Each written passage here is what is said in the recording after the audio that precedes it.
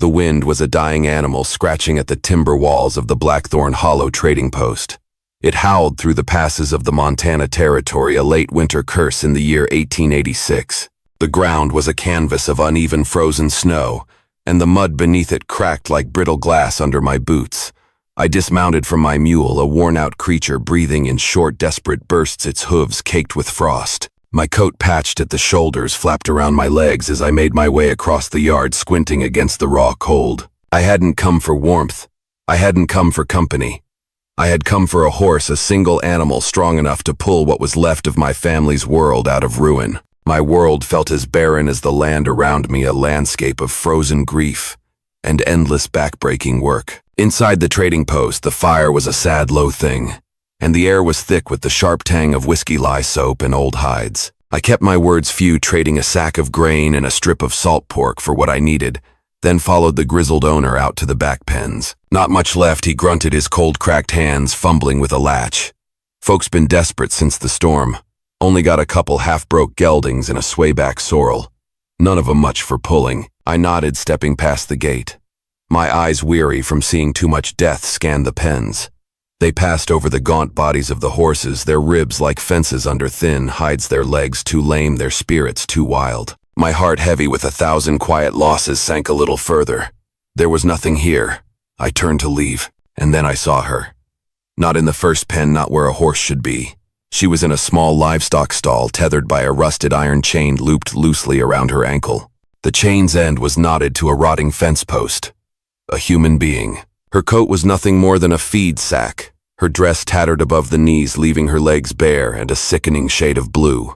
Her hair, a snarl of dark ropes, hid most of her face, and her hands were raw from the wind. She was huddled on a bed of hay, and the sight of her brought a cold fury to my chest that had nothing to do with the weather. When she looked up, I froze.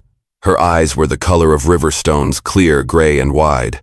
There was no fear in them, not anymore, but the memory of it, a phantom ache that was far worse. Her lips trembled. Then they parted, and a voice soft and nearly lost to the wind reached me. "Please," she said, "take me instead. I can work, I can cook, I won't run." The world seemed to lose its sound. The creaking wood, the shifting horses, the groaning wind, all of it faded to a dull roar. All that existed was her voice, and the rusted chain, and that look in her eyes that told me she had begged before and no one had listened. The trader's voice ripped through the silence, sharp and ugly. "Sorry, mister, she ain't for sale. Belongs to a fella down from the hollow. Traded her for 2 bottles and a half pouch of opium root. Some kind of niece, I think." I turned to him slowly, the cold fury in my chest turning to a slow-burning rage. "What's his name?" The man shrugged. "Didn't ask, didn't care. Said he'd be back in 3 days. That was 6 ago. I took a step forward, my boots crunching on the frozen ground. The girl Adeline didn't flinch. She stood as if she'd been hit too many times to fear the next blow. I bent down, examining the chain. It wasn't even locked, just wrapped 3 times. A child could have snapped it with a rock. But still she stayed. "You could have run," I said, my voice low. She nodded faintly, her gaze on the frozen earth. "I know, but I didn't." "Why?" Her throat worked as she swallowed hard. "Nowhere to go." I stood, my gaze moving from her to the trader. The rage was a hard knot in my stomach. "How much for the swayback and her?" The man spat a brown wad of tobacco onto the snow. "What the hell would you want her for? $20 for the nag, and hell, I don't know. Throw in your rifle, I guess." I reached behind my shoulder and unbuckled the Winchester strapped to my back. It was my only defense, my last measure of security in a brutal world. But the sight of that chain, the look in her eyes, it was a price I had to pay. I laid it across the fence without a word. The trader grunted, pulled out a knife, and cut the rope. "She's yours. God help you." She didn't move at first. Then I extended my gloved hand. She stared at it, at the space between my ribs and my palm, and I saw something crack in her chest. "My name's Adeline Pike," she whispered. I nodded. "Elias Crowther." She took my hand. It was not the hand of a savior.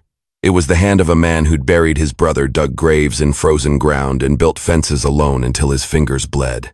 But it was steady. And for the first time in a long time, Adeline stepped forward instead of shrinking back. I didn't look back as we walked toward the sled. I didn't look back because I already knew if I had left her in that stall, I would never have been able to look at myself again. The ride back was long and cold. Adeline sat rigid on the sled, her hands buried deep beneath the rags of her coat, clutching the fabric across her chest. as if it were a shield. The snow came in quiet gusts, settling in her matted hair, but she did not flinch. She had learned how to sit still, how to disappear. I drove in silence, my shoulders hunched against the wind, my eyes fixed on the trail winding through the woods. I did not speak.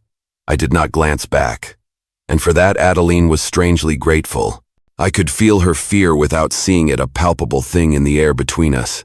Every time the sled hit a bump and her body shifted closer to mine, I felt her muscles seize. She did not dare meet my eyes. She knew what men did when they thought no one would stop them. Her stepfather had made sure of that. Men are all the same, he used to growl, whiskey on his breath and a fire in his eyes. You'll see. The words echoed in my mind, a phantom scent of pine and rage.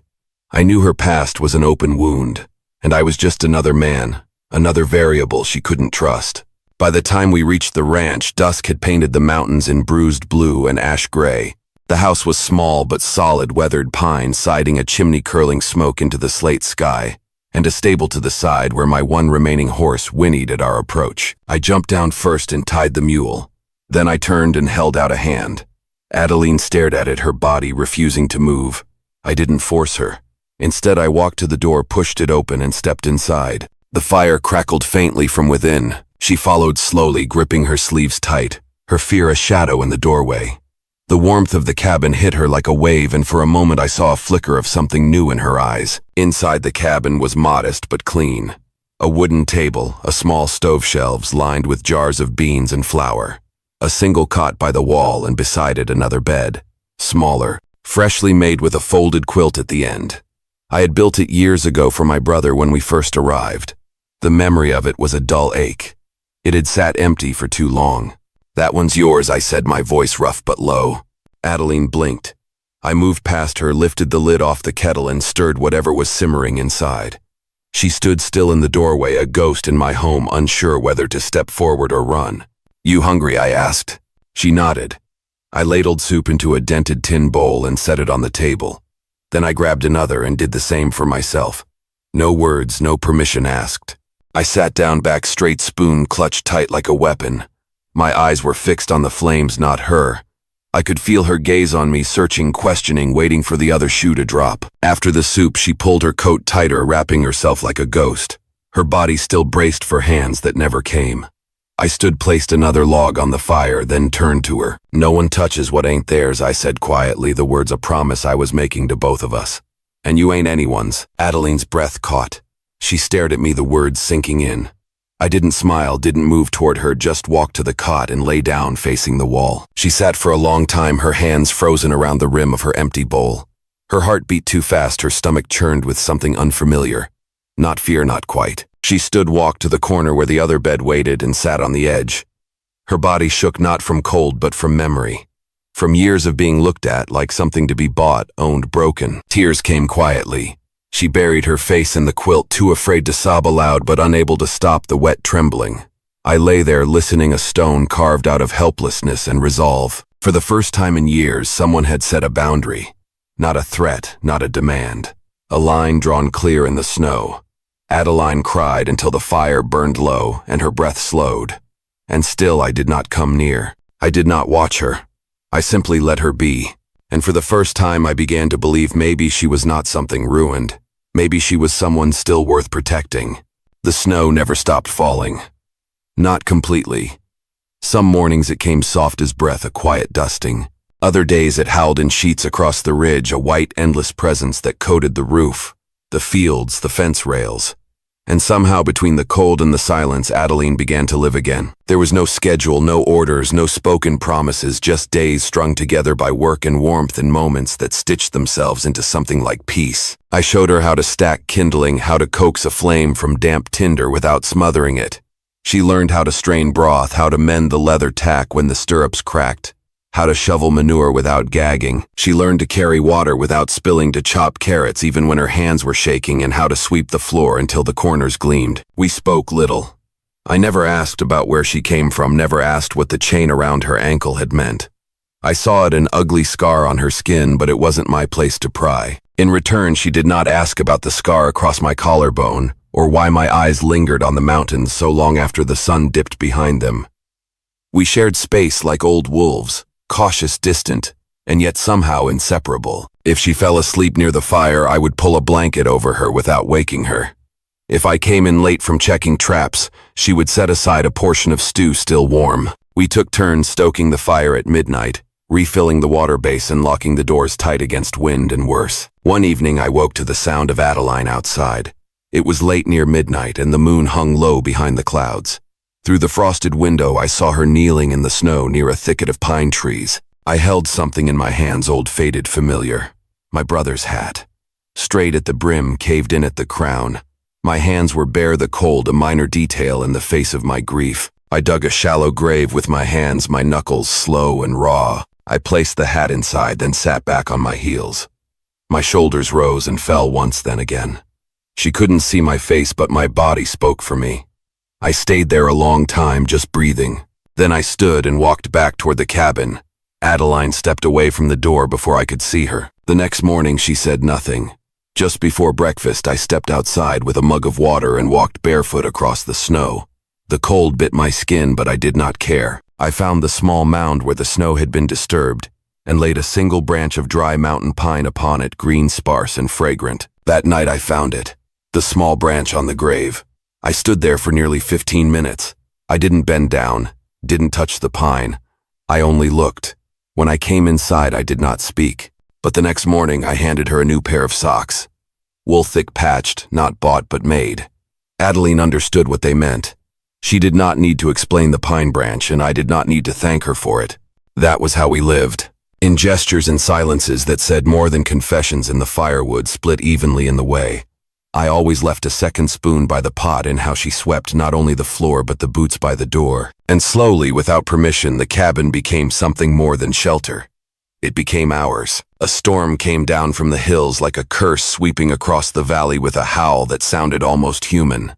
Wind tore through the trees, bending pines until they cracked like bones. Snow swallowed everything, the sky, the fences, even the barn walls, until the world turned to a shifting blur of white blindness. I had seen war, seen the dead of winter chew through men with steadier hands than rifles ever could. But even I cursed under my breath as I dragged a tarp over the woodpile, struggling against gusts that nearly knocked me off my feet. The horses were spooked, kicking at their stalls, their eyes wide with wild panic. I moved from gate to gate, securing each latch with frostbitten fingers. Then came the cry. It was not loud, not over the wind, but it carried high and sharp, desperate. A broken hinge, a loose plank. One of the young mares, the skittish bay we had just begun to train, had bolted. Snow kicked up behind her fleeing body like steam off a cannon shot. Before I could even shout, I saw Adeline. Barefoot, her coat flapping open, her hair a tangle of dark fire in the wind. "Adeline," I roared. But the storm took my voice, tore it to pieces before it could reach her. She ran with a kind of reckless courage that made my chest tighten with something more than fear. She found the mare near the ravine's edge, where the snowbank dipped dangerously.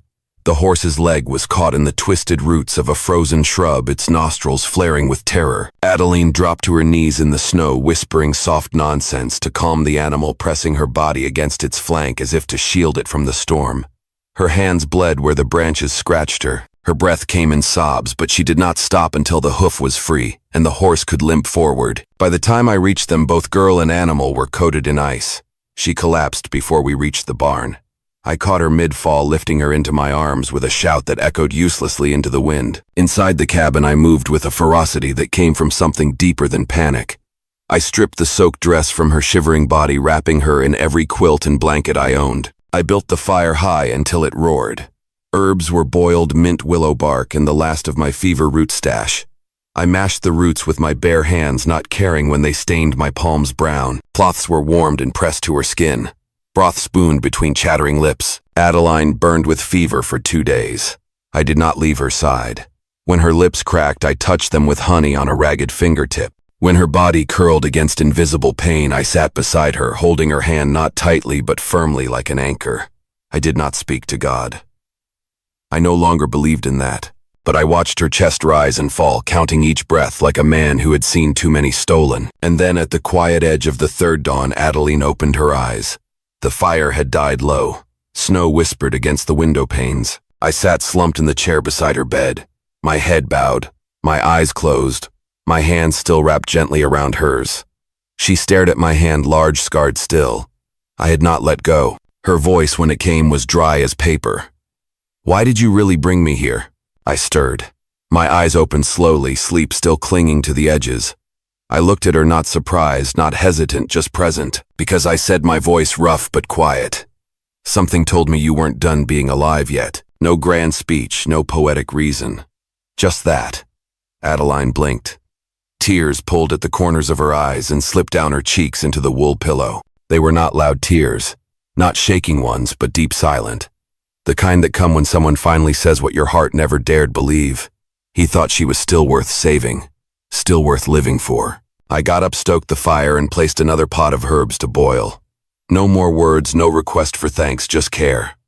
Adeline turned her face to the side, listening to the sounds of morning. The storm outside was passing, and something in her chest, something long buried, had begun to thaw. The sky was slate gray when the hooves came. Sloppy, uneven, drunk with mud. Adeline was inside folding clean linens near the hearth. When she heard it, that sound, that rhythm, her hands froze. She moved to the window, her heart already racing, and looked out. He was there. Her stepfather, Thomas Clay, drunk, filthy, slouched in the saddle like a sack of meat in rage. His coat was torn, his face half covered in frost and madness. The bottle in his hand sloshed as he rode straight up to the fence, yelling loud enough to wake the dead. You got someone of mine, ranch boy, he bellowed. Send her out. That little whore don't get to hide behind your cow fences and lies. Adeline backed away from the window, her whole body shaking. No, she whispered. No, no, no. I was in the barn. She ran to the door but could not speak, her throat, locked her body, remembering too much. Outside, Thomas dismounted, stumbling toward the cabin. You hear me, he screamed. You stole what ain't yours. She's mine. I fed her, clothed her. She owes me. The front door swung open before he reached the steps. I stood there, rifle in hand, calm as stone. You're not welcome here, I said. Thomas squinted. That her, he slurred, hiding in there like she's got worth. You think you're her savior, huh? He took a step forward. I raised the rifle. Slow, steady, and pointed it directly at Thomas Clay's forehead. You touch her, you bleed, I said. You speak her name, you die. Thomas blinked, then laughed. A jagged, broken sound. She's mine, he shouted, pulling a knife from his coat. The shot rang out so fast it seemed to split the wind. Thomas screamed, dropped to the snow, clutching his leg. Adeline crouched behind the door, covered her ears, but did not cry. I walked forward, grabbed Thomas by the collar, and dragged him through the snow like a sack of rot. The older man swung once wildly, but I dodged it and knocked him out with the butt of the rifle. One clean blow, efficient final. The silence after was thick and wide. Adeline stepped out of the cabin barefoot. She watched as I tied the man's hands, slung him over his horse like a broken sack, then walked to the fence post by the gate. There, with a piece of charcoal and an old board, I wrote in jagged, heavy strokes, "No one owns anyone." I nailed it to the gate. Then I turned to Adeline. Our eyes met, and for the first time she did not flinch. I did not reach for her. I just nodded. I'll ride him to town, I said quietly. He won't be back. Adeline stood straighter. Something in her chest shifted. She was not hiding anymore. She was watching her past be carried away by the same road that had once brought her pain, and beside her stood a man who made sure it never would again. The night was long and windless. No snow fell. No coyotes howled. The cabin stood like a lone ember in a sea of black woods, warmed only by the soft crackle of fire and the hush of two people who sat too close to call it distance, too quiet to call it peace. Adeline curled her legs beneath her on the old quilt-draped bench, a mug of broth resting in her hands. The warmth seeped into her fingers, but her thoughts stayed cold. Old echoes still drifting like frost on the edges of memory. I sat across from her, elbows on my knees, my jaw tight. I stared into the flames like a man trying to read the language of smoke, searching for something I had lost long ago. The lines in my brow deepened with every pop of the cedar log. It was Adeline who spoke first, her voice so soft it could have been mistaken for the fire settling. Do you want to know what I thought that first night? I didn't move, but I looked at her. My silence said yes. I thought about running, she said. Even barefoot, even through the snow just away. She gave a small dry laugh, bitter at the edges, hollow in the middle. Because I didn't believe there were men who gave without asking. Not anymore. Maybe not ever. I swallowed hard, but still said nothing. She looked down at her mug, then out past the window where the dark pressed up against the glass. I even tried once. Before you, there was a bridge near the place I was kept. It wasn't high just enough. Her voice caught there, but she didn't stop. I stood there for hours, cold shaking, but I didn't jump. Do you know why? I waited still as stone, because I thought even death might not want me, might spit me out. I was already too used up, too filthy. What was the point of dying if I wasn't even worth that? Her words floated out and settled between us like ash. She wasn't crying. Not really. Her eyes were wet, but it was like the tears belonged to someone else, someone younger, someone who hadn't learned how to build walls out of silence. My hand tightened around the armrest. Then slowly, like it hurt to do it, I reached into the collar of my shirt and pulled out a thin chain. At the end hung a bullet, flat and dark, its grooves scarred with years. This one went in right here, I said, tapping just beneath my ribs. Vicksburg Union lines. My brother shoved me behind a barrel, took the second bullet, died right there in the mud. Adeline didn't speak. She didn't move. She only listened. I stayed, I said. Part of me didn't want to. I thought maybe I was supposed to go with him. We always said we'd ride home together or not at all. My voice had gone hoarse by then, but I kept my eyes on the fire as if afraid they'd betray more than I could afford to give. The silence between us grew dense. Then Adeline's voice, fragile but firm. But you didn't. No, I said. I didn't. I opened my hand. She looked at it for a long moment, calloused, steady, patient. Then, like it was the most terrifying thing she'd ever done, she reached out and set her hand in mine. Our fingers didn't tangle. They simply rested together, skin against skin, warm and quiet. It was the first time we had touched without fear. My thumb brushed the back of her hand. Her breath hitched a sharp, unfamiliar sound. You're not broken, I said. My voice rough as gravel but steady. And even if you were, I'd still want you here. Adeline blinked fast, not because of tears, but because her body didn't know what to do with this kind of kindness. I was not trying to fix her. I was staying. I saw the cracks, and I stayed. Her shoulders shifted, tilting ever so slightly toward me. Not for warmth, not for safety, but because she wanted to.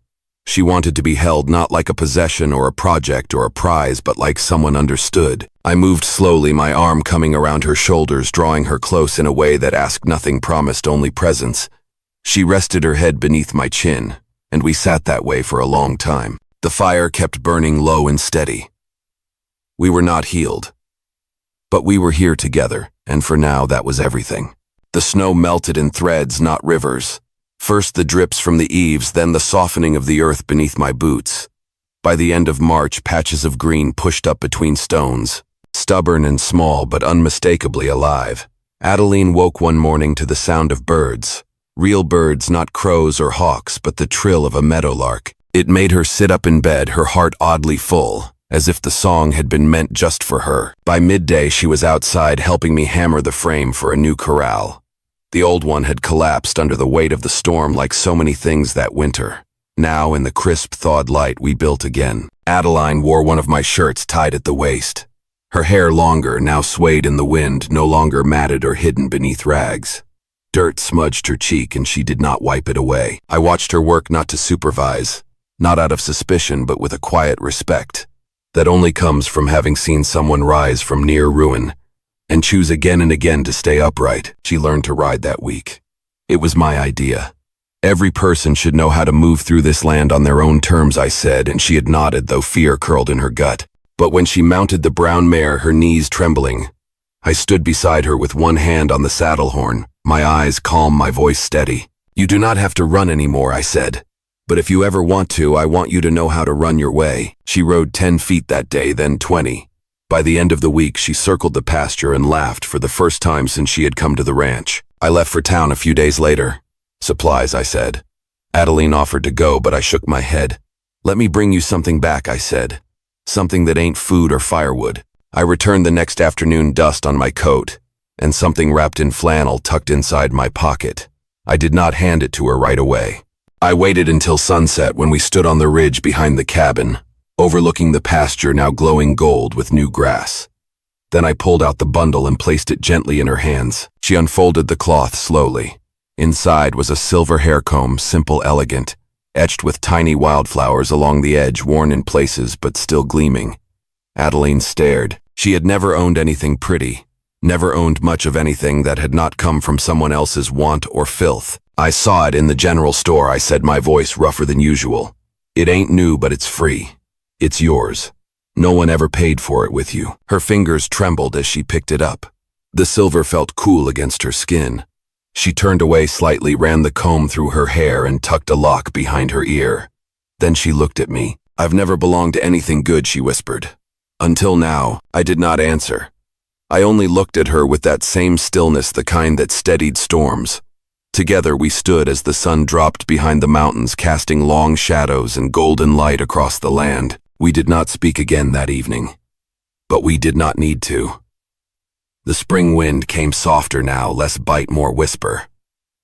Wildflowers crept across the pasture like someone had spilled color across the earth on purpose. The fence posts had all been replaced. The cabin roof no longer leaked, and inside laughter sometimes echoed between the walls. One afternoon, while Adeline was trading eggs for flour at the edge of the road, a traveling peddler squinted at her. "Ain't you the girl from last winter?" he asked, his voice loud and thoughtless. "The one who was chained up behind the stock pen, sold for a bottle," they said. Adeline flinched.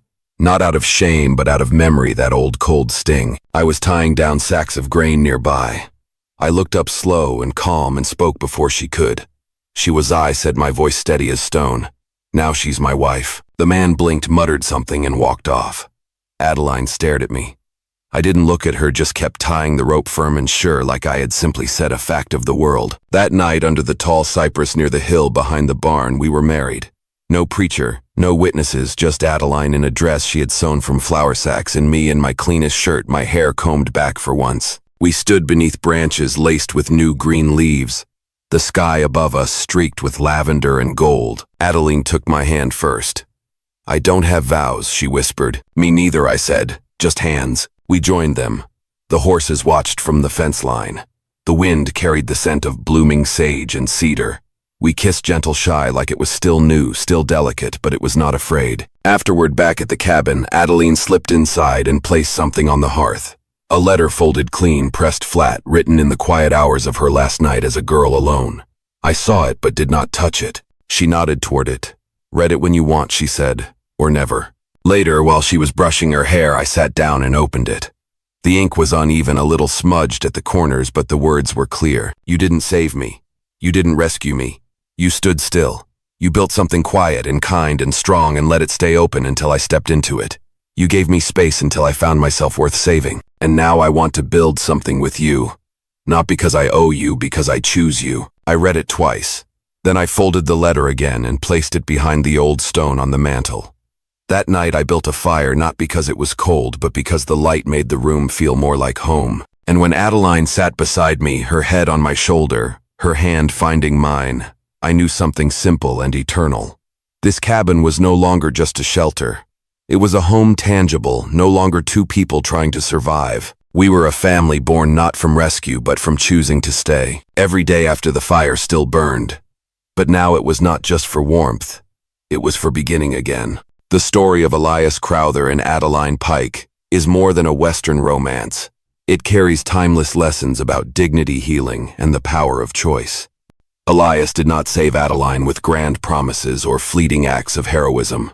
He protected her by setting clear boundaries and showing patient, steadfast care, giving her the space to rediscover her own worth. Adeline, after years of being treated as nothing more than property, learned to believe that she was still worthy of love and respect. The lesson here is that true kindness asks for nothing in return, and quiet presence can be more powerful than any words. Life will always bring loss and hardship, but when we honor each other and build trust through small, consistent gestures, even the most wounded hearts can find peace again. For older readers, this is a reminder that love and human connection are not bound by age or the weight of the past.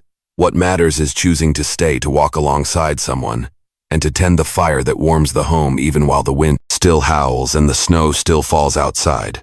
Enjoying these epic Wild West stories? Hit subscribe for more gripping tales of bravery, conflict, and unexpected heroes.